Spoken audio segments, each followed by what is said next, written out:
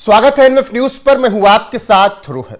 प्रशांत किशोर, जिनकी पार्टी जनसुराज ने बिहार विधानसभा चुनाव में ताल ठोका, लेकिन नील बटे सन्नाटा रिजल्ट आया। उस वक्त जनसुराज के सर्वे सर्वा प्रशांत किशोर के चुनाव लड़ने की चर्चा थी, कभी इस सीट से कभी उस सीट से, लेकिन वो चुनाव नहीं लड़े। अब उपचुनाव में वो ऐसी सीट से दांव ठोंकने के लिए तैयार हैं जो कि मैं ये कहूं कि प्रधानमंत्री नरेंद्र मोदी के भी मौजूदा बॉस का गढ़ है तो गलत नहीं होगा। जी हां, बीजेपी के राष्ट्रीय अध्यक्ष नितिन नवीन के गढ़ बांकीपुर से उपचुनाव लड़ने की तैयारियों में प्रशांत किशोर हैं, इसका ऐलान कर दिया है। अब मेरे साथ इस वक्त बीजेपी के प्रवक्ता सुमित शशांक हैं, उनसे चर्चा करेंगे कि क्या नितिन नवीन के जाते ही बांकीपुर में बीजेपी फंस गई है क्या प्रशांत किशोर के इस ऐलान से। सुमित जी। देखिए रोहित भाई, सबसे पहले तो मैं ये कहूंगा कि हमारे यशस्वी नेता आदरणीय नितिन नवीन जी कहीं गए नहीं। हमारी यशस्वी नेता आदरणीय नितिन नवीन जी का कहीं ना कहीं जो सीमाएं हैं वो विस्तृत हुई हैं, वो पूरे देश तक विस्तृत हुई और पूरे देश को भारतीय जनता पार्टी को उनका नेतृत्व मिला है। तो कहीं ना कहीं बांकीपुर की जनता ब्लेस्ड है, ये उनका विधायक, और जिस तरीके से कि युवा अवस्था में उन्होंने काम करके दिखाया, आज भी वो युवा है, और युवा अवस्था में जिस तरीके से उन्होंने छत्तीसगढ़ में काम करके दिखाया और छत्तीसगढ़ की जनता का भरोसा जीतने का काम दिखाया और छत्तीसगढ़ में भारतीय जनता पार्टी की विजय पताका को फहराने का काम किया। निश्चित तौर पर आप देखेंगे कि प्रधानमंत्री नरेंद्र मोदी जी ने, आदरणीय अमित शाह जी ने जिस तरीके से उन पर भरोसा जताया और आज वो भारतीय जनता पार्टी के नेशनल प्रेसिडेंट और किस तरीके से काम कर रहे हैं। पहली जीत पश्चिम बंगाल, जहां कभी भारतीय जनता पार्टी का ध्वज नहीं लहराया था, वहां भारतीय जनता पार्टी का ध्वज उनके नेतृत्व में लहराया और पश्चिम बंगाल की जनता ने भरोसा किया ग्राउंड जीरो पर काम करने वाले वर्कर्स पे, बीजेपी पे, भारतीय जनता पार्टी के भगवा ध्वज। बांकीपुर के संदर्भ में अगर आप बात करेंगे तो बांकीपुर की डेमोग्राफी पर भी बात करूंगा। बांकीपुर की डेमोग्राफी के अलावा विगत कई वर्षों से जिस तरीके से भारतीय जनता पार्टी वहां पर जीतती आ रही, ये लगातार क्रम है, लगभग 35-40 साल से ऊपर का क्रम। लेकिन उपचुनाव में स्थितियां सुमित जी बदल रही हैं। अगर कांग्रेस, आरजेडी, बाकी पार्टियां अपना उम्मीदवार नहीं उतारती हैं तो फिर आपके लिए मुश्किल होगा। देखिए, कुछ दिन पहले रोहित भाई, मैंने सबसे पहले जैसे ही बांकीपुर चुनाव की घोषणा होती है, उपचुनाव की घोषणा हुई, मैंने सबसे पहले तेजस्वी यादव पर सवाल खड़े किए थे कि तेजस्वी यादव को मालूम था कि बांकीपुर में उपचुनाव होने वाला है, चुनाव आयोग उपचुनाव की घोषणा करेगी। उपचुनाव के घोषणा के पहले आज 5 तारीख है और 5 तारीख को राष्ट्रीय जनता दल का स्थापना दिवस, लेकिन 1 तारीख को ही राष्ट्रीय जनता दल का स्थापना दिवस मनाया गया और तेजस्वी यादव फिरार, तेजस्वी यादव रणछोड़ हो और लालू प्रसाद यादव का बेटा मंच छोड़ के पहले ही भाग गया। जो अपने आप को बिहार की सबसे बड़ी पार्टी होने का दावा करता था, वो पहले ही भाग गया। आप समझ रहे हैं ना, आप समझिए माइंडसेट देखिए रोहित भाई, ये पहले भाग गया। उसकी पार्टी के प्रवक्ता का बयान आता है, अभी थोड़ी देर पहले देख रहे कि किस तरीके से सबको एकजुट होना चाहिए। क्या मतलब है सबको एकजुट होना चाहिए? कुछ दिन पहले प्रशांत किशोर लालू प्रसाद यादव को गाली देते हुए नहीं थकते और विभाजनकारी शक्तियों का दोनों एजेंट।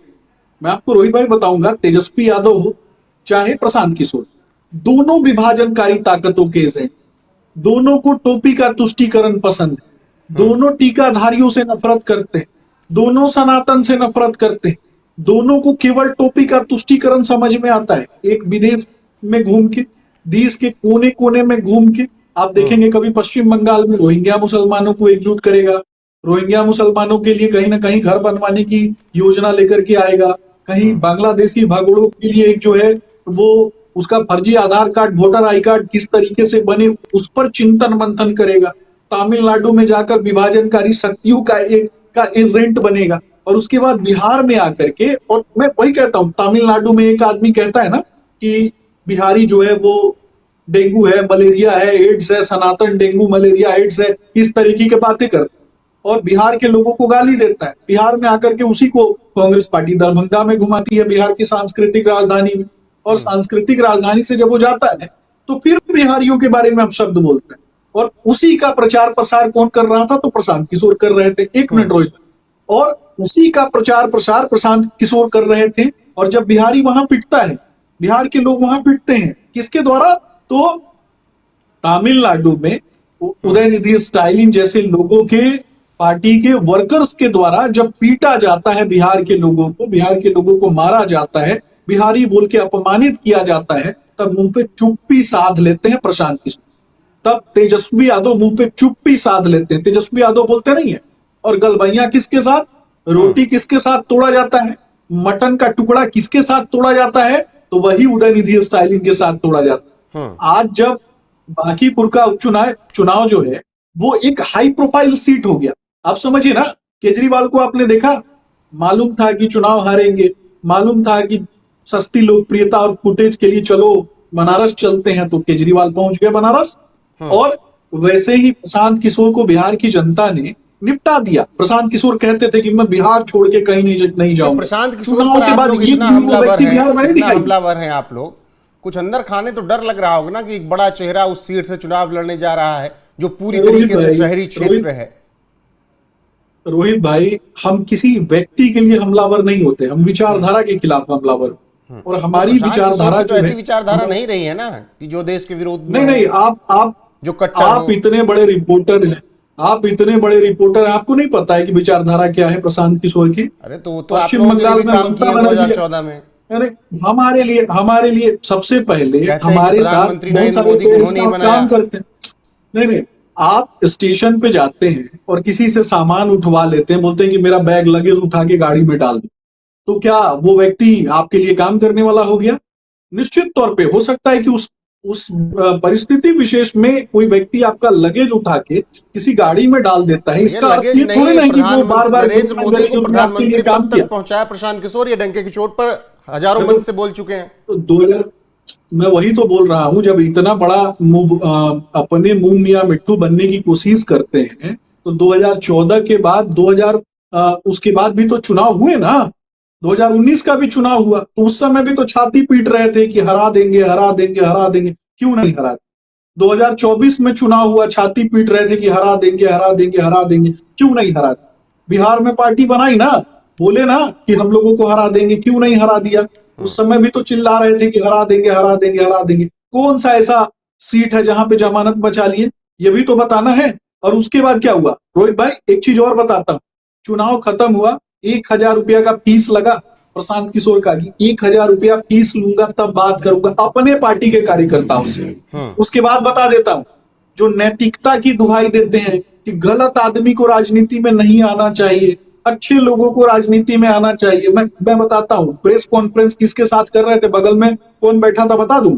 बगल में जो आदमी बैठा था, वो आदमी पर आरोप है कि पुरुष के साथ यौनाचार करने वाला आदमी जो है ना, वो बगल में बैठा था, वो महापुरुष उनके बगल में बैठा था। ठीक है, वैसे लोगों को बैठा के वो प्रेस कॉन्फ्रेंस करते हैं। दूसरी नंबर बात, मैं बार बार पूछता हूं, प्रशांत किशोर की बहन ने और इनके पार्टी के राष्ट्रीय अध्यक्ष ने मिलकर एक कंपनी बनाई। ठीक है, राष्ट्रीय अध्यक्ष के बेटे ने मिल करके एक कंपनी बनाई महाराष्ट्र में, और उस महाराष्ट्र बेस्ड कंपनी में नवयुगा एक कंपनी है, उससे एक महीने के अंदर का ट्रांजैक्शन बताता हूं, 14 करोड़ रुपया, दूसरा 26 करोड़ रुपया, तीसरा 26 करोड़ रुपया, एक महीने का ट्रांजैक्शन है। जब पूछा जाता है प्रशांत किशोर से कि ये पैसा कहां से आता है, तो प्रशांत किशोर चीजों को गोल गोल घुमाते हैं। प्रशांत किशोर क्या बताते हैं कि मैं कंसल्टेंसी देता हूं। भाई आप बताओ मुझे कि सेल कंपनीज में, मिसाइल बनाने वाली कंपनी में, बम बारूद गोला बनाने वाली कंपनी में कौन सा मतलब आपने सुझाव दिया था जिससे कि मिसाइल टेक्नोलॉजी जो है दुनिया की और ज्यादा उन्नत हो गई और उसके बदले में आपको 14 करोड़ और ऐसे तो जवाब वो लोग भी मांगते हैं आप लोगों से, फिर कहते हैं कि सम्राट चौधरी जो कि छठी पास है, मैं तो बार बार कहता हूं, नहीं आरोप अगर उस तरीके से झूठा आरोप लगाना है तो बहुत सारी चीजें मैं तो पूछ भी सकता हूं, उनसे भी पूछ सकता हूं कि वहां से क्यों भागे, अमेरिका से क्यों भागे, कौन कौन सा आरोप उनके ऊपर अमेरिका में लगा है। तो चीजें कहीं ना कहीं तथ्यात्मक होनी चाहिए। मैं रिपोर्ट्स के साथ बात करता हूं, मैं तथ्यों के साथ बात करता हूं। एलिन में स्टेनर कौन है? आपके एक वरिष्ठ संवाददाता है एनएमएफ के, उनके वरिष्ठ संवाददाता के फेसबुक पेज पर भी देख लीजिए आप। और कहीं ना कहीं बहुत सारे दुनिया भर के जो वरिष्ठ पत्रकार हैं उन्होंने भी प्रश्न खड़े किए कि एलिन मेस्टेनर जो कि नॉर्वे की, आपने भी उस पर रिपोर्ट किया, एलिन मेस्टेनर जो कि नॉर्वे की राजदूत है, जो कि सीआईए जो है, उसने सीआईए ने श्रीलंका में एलटीटीई ऑर्गेनाइजेशन, आतंकवादी संगठन, और श्रीलंकन गवर्नमेंट के बीच में नेगोशिएशन के नाम पर गृह युद्ध समाप्त न हो, श्रीलंका अस्थिर रहे, श्रीलंका तंग तबाह रहे, उसके लिए उस महिला का चयन किया था। वही महिला आकर के बिहार में प्रशांत किशोर से मिलती है। भैया ये कौन सा कनेक्शन था? आप दोनों एक स्कूल में पढ़ते थे क्या? नर्सरी से साथ में पढ़े हुए थे, मैट्रिकुलेशन साथ में किया था, या फिर कौन सा आपका संबंध था? जरा बताइए ना, बताना तो पड़ेगा। जब बिहार के लोगों को उल्लू बनाएंगे, बिहार राजनीतिक तौर पे, रोहित भाई, बिहार राजनीतिक तौर पे काफी मेच्योर्ड है, बिहार के लोगों को मालूम है। एक सीट बता दीजिए रोहित भाई जहां पे बिहार के लोगों ने ऐसे आदमी को जिताया? कहीं नहीं, किसी भी जगह बिहार के लोगों ने ऐसे लोगों को से जीतेंगे। लेकिन बीजेपी का उम्मीदवार कौन होगा? कायस्थ समुदाय से आएगा रोहित भाई? कायस्थ बाहुल्य क्षेत्र है, निश्चित तौर पर पूरा पटना जो है वो कायस्थ बाहुल्य क्षेत्र है, और कायस्थ जाति कहीं ना कहीं कलमजीवी है। कायस्थ जाति जो कलम और कलम से रिलेटेड चीजों में विश्वास करती है, उसी समाज से कैंडिडेट। लेकिन रोहित भाई पार्टी तय करती है, पार्टी की विचारधारा तय करती है, और निश्चित तौर पर जहां तक मुझे लगता है कि कहीं ना कहीं अतिशोक्ति में मैं नहीं कहूंगा, क्योंकि पार्टी का डिसीजन होता है। मैं प्रशांत किशोर थोड़े ना हूं कि आज कुछ बोल दूं और उसके बाद बैक हो जाऊं, चीजों को कहीं ना कहीं बैक कर लूं। ठीक है, तो ये प्रशांत किशोर जैसे लोग करते हैं। पार्टी का जो भी डिसीजन होगा, निश्चित तौर पर जो नेता होगा उसको कहीं ना कहीं हम जिताएंगे, और विपक्षियों की जमानत जब्त होगी। बिल्कुल, बहुत शुक्रिया आपका सुमित जी हमारे साथ जुड़ने के लिए। फिलहाल 30 जुलाई को वहां पर मतदान होंगे, जो भी अपडेट होगी आप तक जरूर पहुंचाएंगे। अभी के लिए इस वीडियो में बस इतना ही। बने रहिए हमारे साथ लगातार। नमस्कार।